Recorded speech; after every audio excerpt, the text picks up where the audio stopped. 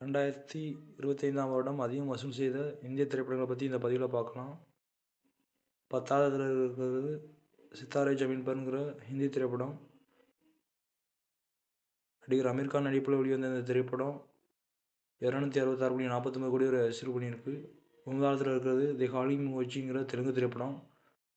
Power star Pawan Kalyan நடிப்பில் வெளிவந்த இந்த திரைப்படம் 300 கோடி வரைக்கும் வசூல் பண்ணியிருக்கு. 8வது இடத்துல இருக்கிறது லோகா சாட்டூர் சந்திரங்கிற மலையாள திரைப்படம். கல்யாணி பிரியதர்ஷன் நடிப்பில் வேம்பையர் சேனலில் வெளிவந்த இந்த திரைப்படம் 304 கோடி ரூபா வரைக்கும் வசூல் பண்ணியிருக்கு. 7வது இடத்துல இருக்கிறது மகாதா நசீருங்கிற பேன் இந்தியன் அனிமேஷன் திரைப்படம்.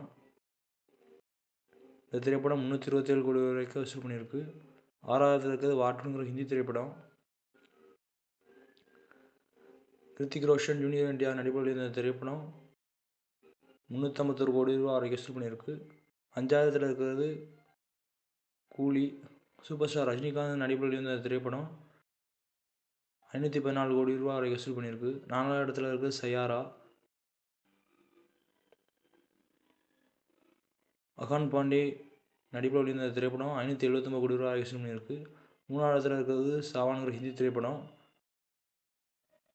விக்கி கௌசல் ரேஷ்மா மந்தனா நடிப்பில் வெளிவந்த திரைப்படம் 850 கோடி ரூபா வரை வசூல் பண்ணியிருக்கு. 2வது இடத்துல இருக்கிறது கந்தா சாட்டர்னுங்கிற கன்னட திரைப்படம். ரிஷப் செட்டி நடிப்பில் வெளிவந்த திரைப்படம் 850 கோடி ரூபா வசூல் பண்ணியிருக்கு. 1வது இடத்துல இருக்கிறது துரந்தர்ங்கிற ஹிந்தி திரைப்படம். ரன்வீர் சிங் அக்ஷய் கண்ணா நடிப்பில் வெளிவந்த திரைப்படம் 1311 கோடி ரூபா வசூல் பண்ணியிருக்கு.